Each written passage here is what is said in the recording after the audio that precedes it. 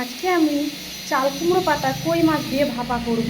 চাল কুমড়োর পাতাটা এইভাবে নিয়েছি, যতগুলো মানুষ থাকবে সেই হিসাবে আপনারা ভাগ ভাগ করে নেবেন। তার জন্য মশলাটা করে নিন।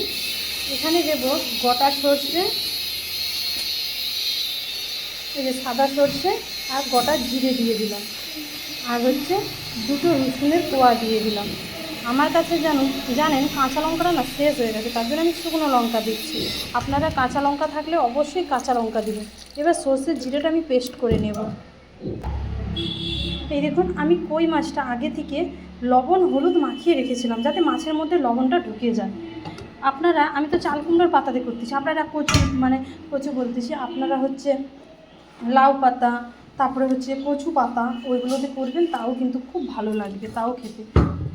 এবার হচ্ছে এখানে আমি সেই মশলাটা আর কাঁচা সর্ষের তেল দিয়ে দিলাম। এবার সর্ষের তেল দিচ্ছি এখানে। এবার লবণ, মাছেও লবণ ছিল সেই হিসাবে বুঝে দিবেন, আর হলুদ। এবার মাছটা আমি খুব ভালোভাবে মাখিয়ে নিচ্ছি। কাঁচা লঙ্কা থাকলে অবশ্যই দিবেন, কাঁচা লঙ্কাটা সুস্বাদু লাগে। ভালো করে মাছটা মাখিয়ে নেবেন। এটা ইলিশ মাছ দিয়েও করতে পারেন, আপনারা বড় বড় দেশি মোটা পুঁটি মাছ হয় তাকে দিয়েও করতে পারেন, মুরলা মাছ দিয়ে, চিংড়ি মাছ দিয়ে, তাও ভালো লাগবে। আর আমি কই মাছ দিয়েও করতেছি, কই মাছ দিয়েও খেতে ভীষণ ভালো লাগে। মশলাটা মাখিয়ে সময় থাকলে একটু রেখে দিবেন, এটা ভাপাও করবেন, তাও খেতে কিন্তু সুস্বাদু লাগে। দিয়ে এবার কিন্তু আমি সেই যে পাতাগুলো রেখেছি, পাতাগুলোর মধ্যে আমি একটা একটা করে দিয়ে দেবো। সত্যি বলতে এক হাতে ফোন আছে তো, তার জন্য এই যে দেখুন এই পাতাটাই আমি দিয়ে দিচ্ছি, আর ভাবে দেবো, তাহলে মুড়তে সুবিধা হবে।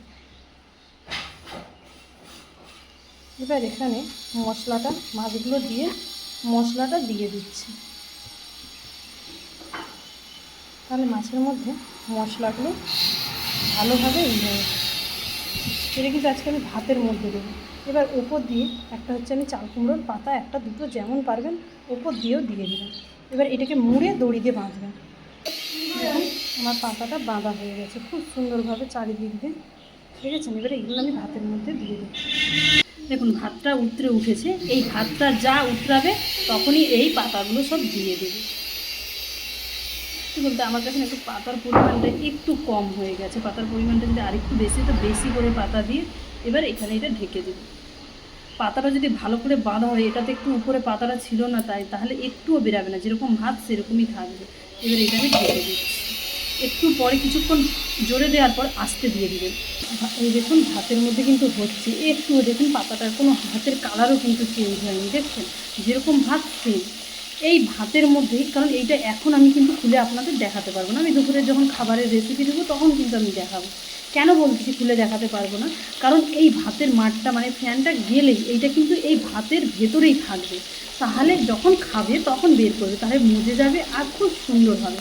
আর ভাতের দেখুন একটুও যে ভালো করে পাতা দিয়ে বাঁধলে না, একটুও দেখুন হলুদ একটু কালারই চেঞ্জ হয় না, যেরকম সেরকমই ভাব থাকবে। আর এইরকমভাবে কে ভাপা খেয়েছেন অবশ্যই জানাবেন। আপনাদের আগেই বলছি, চিংড়ি মাছ, কই মাছ, তারপরে কচু পাতা, যেটা দিয়েই যে কোনো পাতা, চাল কুমড়োর পাতা, কচু পাতা, আমি তো চাল কুমড়োর পাতা দিয়ে, তারপরে হচ্ছে লাউ পাতা, কুমড়ো পাতা, যেটা দিয়েই করবেন ভালো লাগবে। কিন্তু চাল কুমড়োর পাতা দিয়েও একদিন ট্রাই করে দেখবেন, ভীষণ ভালো লাগে। আর আমার যদি রেসিপি ভালো লেগে থাকে সবাই ভালোবাসা দিবেন, সবাই সাথে থাকবেন, আর ভাপার রেসিপিটা কেমন হয়েছে জানাবেন। নমস্কার।